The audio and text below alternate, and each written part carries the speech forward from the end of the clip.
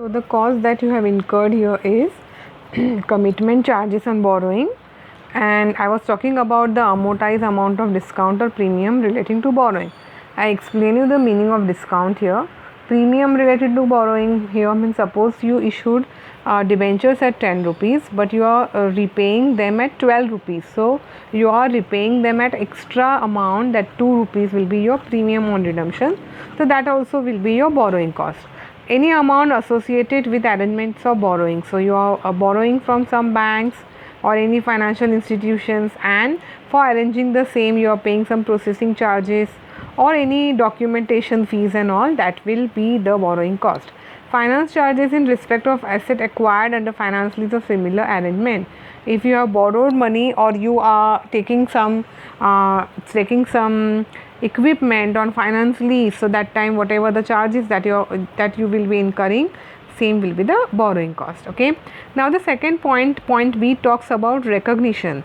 Borrowing cost directly attributable to the acquisition, construction or production of qualifying asset shall be capitalized. Okay, so first of all student, here you should know the meaning of qualifying asset.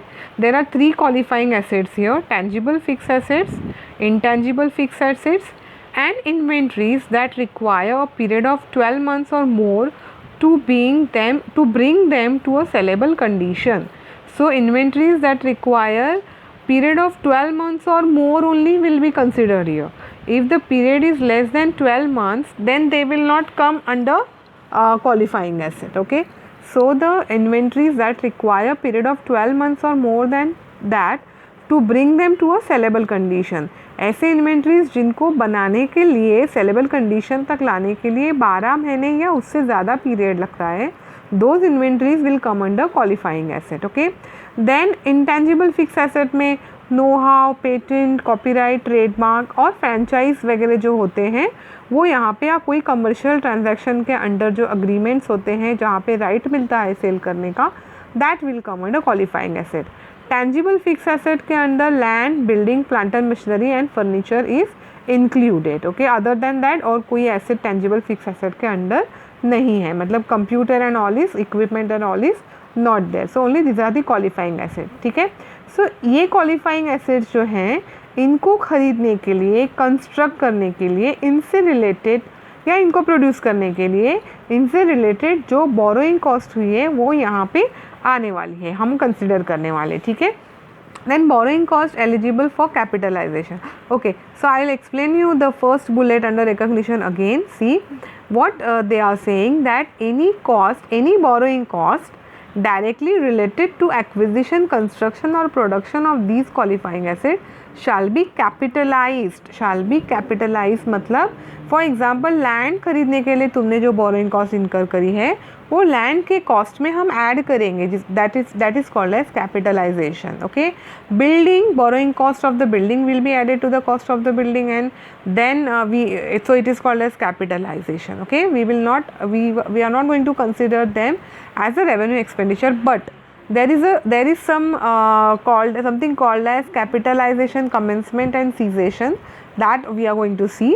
So हर चीज़ को हम capitalise नहीं करने वाले, हर borrowing cost को या हर period के लिए. So there is a rule that we will see what is that rule. Next point C talks about borrowing cost eligible for capitalisation.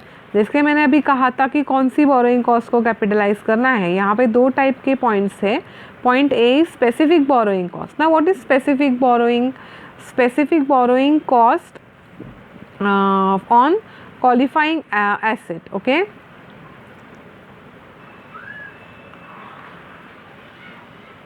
specific borrowing cost on qualifying asset. Yeah, right. So specifically for acquisition or construction or production of the actual borrowing cost, production of the actual borrowing cost. So specifically अगर तुमने किसी एक particular asset के लिए बोरो किया है money और उसी चीज़ का बोरोइंग कॉस्ट है, so that will be the specific borrowing cost. Okay, then उसमें और एक पॉइंट यहाँ पे मैंने एक्सप्लेन किया है, that is non specific. So there students we have to use one formula. Now what is that formula? Will explain this formula. Just pay attention. The formula is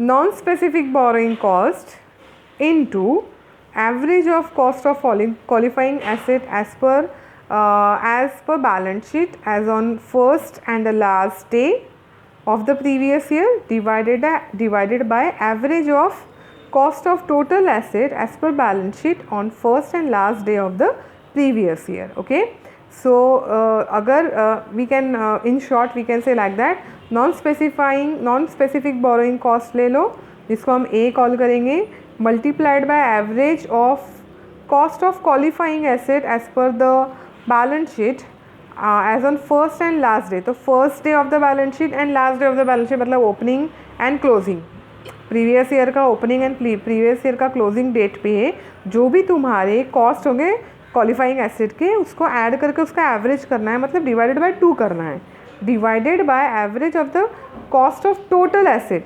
so जब हम B will be only the qualifying asset and C will be total assets. Okay, B will be only qualifying asset and C will be total asset. इतना ही फ़र्क है दोनों में. दोनों भी ओपनिंग क्लोजिंग ऐड करो, एवरेज निकालो, ओपनिंग क्लोजिंग ऐड करो, एवरेज निकालो, ओपनिंग क्लोजिंग ऐड करो, एवरेज निकालो.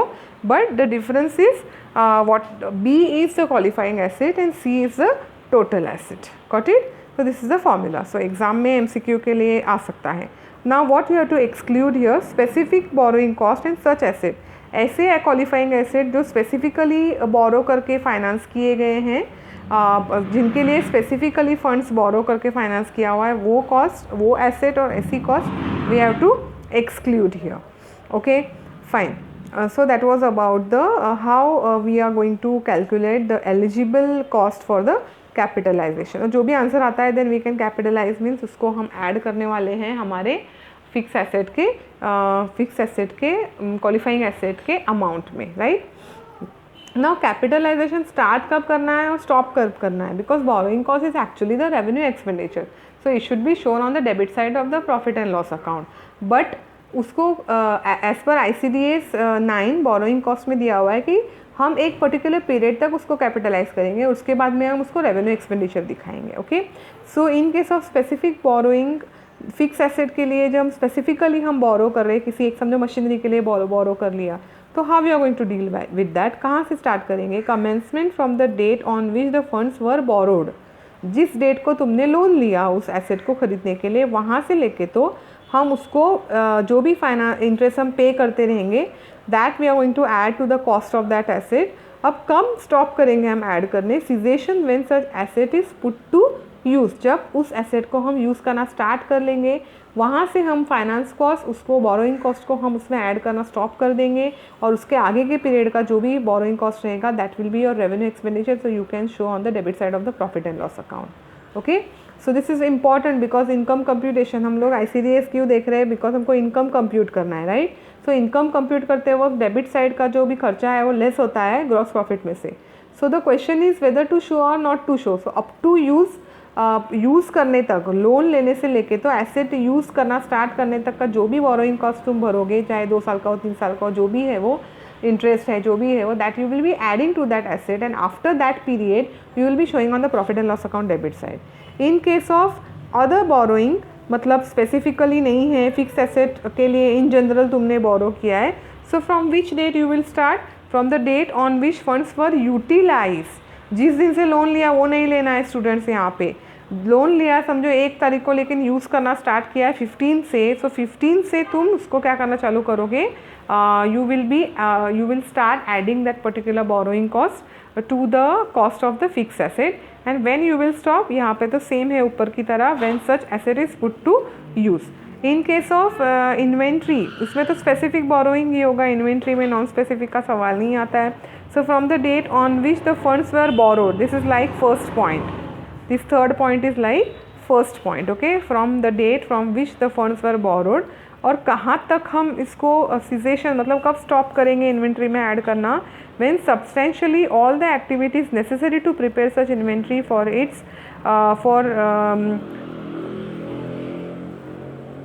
just a minute to make it ready for sale is complete. Okay, so what here it is given कि समझो तुमने लोन लिया, कुछ इन्वेंट्रीज़ का रॉ मटेरियल, कुछ ऐसे इन्वेंट्रीज़ है जिनको बनाने के लिए तुमने बोरो किया, तो जिस डेट से तुम बोरो कर रहे हो वहाँ से लेके तो जहाँ तक तुम्हारे इन्वेंट्रीज मैक्सिमम एक्टिविटीज़ कंप्लीट नहीं हो गए इन्वेंट्रीज रेडी होने के लिए, उस डेट तक तुम उसकी जो बोरोइंग कॉस्ट है वो इन्वेंट्री के कॉस्ट में ऐड करोगे, और उसके बाद का जो भी बोरोइंग कॉस्ट रहेगा that you will show on the debit side of the profit and loss account. I hope the point is clear. Then disclose क्या करना है, the accounting policy adopted for borrowing cost, the amount of borrowing cost capitalise during the previous year. कौन सी accounting policy आप adopt कर रहे हो borrowing cost के लिए, in short how you are dealing with the borrowing cost, and whatever कितना capitalise कर रहे हो, क्या कैपिटलाइज नहीं कर रहे हो, that you have to show in the disclosure. Okay, now we are moving towards the last ICDS, that is provisions and contingencies. Okay, nothing much in this. What you have to remember, the scope. This ICDS deals with provisions, contingencies, liabilities, and as well as contingent asset, contingent liabilities as well as contingent asset, but does not deal with provisions, contingent liabilities and contingent asset resulting or arising from financial institutions, from executory contract. कोई भी financial instrument से related अगर कोई liability, contingent liability provision है तो उसके लिए तुमको ICDS 10 अप्लाई नहीं करना है। अगर तुम एग्जीक्यूटरी कॉन्ट्रैक्ट के बारे में बात कर रहे हो, ऐसे कॉन्ट्रैक्ट जो अभी तक एग्जीक्यूट नहीं हुए हैं उनके बारे में अगर बात कर रहे हो, सो वहाँ पे जो provisions, contingent liabilities and contingent asset इनकर होंगे उनको ICDS 10 अप्लाई नहीं करना है। अगर कोई इंश्योरेंस बिजनेस से रिलेटेड, जस्ट अ मिनट, हाँ, if something is related to insurance, okay, and such kind of liability, contingent liability provision, contingent asset is arising because in insurance business for contract with a policy holder, तो भी ICDS नहीं लगने वाला है। Covered by another ICDS, अगर तुम्हारे provision को कोई दूसरा ICDS एप्लीकेबल है तो ये ICDS नहीं लगेगा। Provisions relating to provident fund and gratuity, ये जो स्पेसिफिकली एम्प्लॉयज़ के जो प्रोविजंस है उनको भी ICDS 10 लगने वाला नहीं है। ठीक है, now second point we will see recognition, when to recognise provisions. Provisions recognise कर सकते हैं क्या, या कॉन्टिजेंट लायबिलिटी कर सकते हैं क्या, रिकॉग्नाइज कर सकते हैं तो कब कर सकते हैं, that is given here. Recognise means consider for calculation of computation of income, taxable income. Okay, now provision, provision should be recognized when a person has a present obligation as a result of past event. Okay, मतलब पीछे तुमने कुछ ऐसा किया है, past में ऐसा कुछ ट्रांजैक्शन किया है जिसके वजह से तुमको अभी प्रेजेंट में तुम्हारे ऊपर कोई ऑब्लिगेशन है, कोई लायबिलिटी है, then only you can create a provision. It is reasonably certain that outflow of resources to settle the obligation. और ये फिक्स है कि आगे जाके तुमको क्या करना है, आउटफ्लो होगा तुम्हारे रिसोर्सेज का, तुम्हारे पैसे यहाँ पे पे होंगे इन शॉर्ट। ओके, और reliable estimate can be made of the amount of the obligation, और पक्का तुम बोल सकते हो कि इतनी अमाउंट हम पे करने वाले हैं। That time you can say, you can recognise a provision. Okay, use of provision, और एक इम्पॉर्टेंट पॉइंट है, जिस चीज़ के लिए तुमने प्रोविजन करी है उसी चीज़ के लिए तुमको वो पैसा यूज़ करना है। ठीक है, no provision can be recognise for cost that need to be incurred in future. तुम लोग ऐसा नहीं बोल सकते कि फ्यूचर में मुझे टैक्स भरना है या फ्यूचर में मुझे ये पे करना है, for that you can not have any provision. Past में कोई इवेंट किया है जिससे रिलेटेड तुमको अभी पता है कि yes I have to pay now, so for that you can make a provision. Fine, so in exam question आ सकता है कि use of provisions can be made only for what, only for the expenditure for which it is originally recognize, ऐसे कुछ आ सकता है। Contingent liability के लिए तुम कोई भी रिकॉग्निशन नहीं कर सकते हो, तुम कोई भी पैसा साइड में नहीं रख सकते हो, P&L के डेबिट में नहीं लिख सकते हो, इनकम टैक्सेबल इनकम कैलकुलेट करते हो तुमको इसका कोई डिडक्शन, एग्जेम्पशन कुछ भी नहीं मिलने वाला है। Okay, contingent liability. Contingent asset, when it is reasonably certain that inflow of the resources will be there and there, उससे रिलेटेड एसेट इनकम को तुम रिकॉग्नाइज कर सकते हो। अगर पक्का पता है कि कुछ इनकम, कुछ एसेट, कुछ तो इनफ्लो होने वाला है, कंटिंजेंट मतलब इट्स नॉट नेसेसरी होगा ही, बट थोड़ा सा reasonably you are sure that there will be inflow of some income और there will be some resource कुछ मिलने वाला है, so you can recognize, you can show you can add that in your total income for calculation of tax. Okay, disclose क्या करना है, brief description of nature of obligation, obligation कैसे type का है, what type of obligation it is related to bank guarantee whatever it may be, उसकी amount क्या है at the beginning at the end of the year, additional कोई provision किए हो क्या, प्रोविज़न कोई यूज़ किए हो क्या, या कोई एक्सपेक्टेड रीइम्बर्समेंट है क्या, मतलब तुमने जो प्रोविज़न अभी whatever you are feeling के इतना मेरा खर्चा होने वाला है राइट नाउ प्रोविज़न कर रहे हो, बट एक्सपेक्टेड रीइम्बर्समेंट शायद गवर्नमेंट रीइम्बर्स कर दे कुछ, या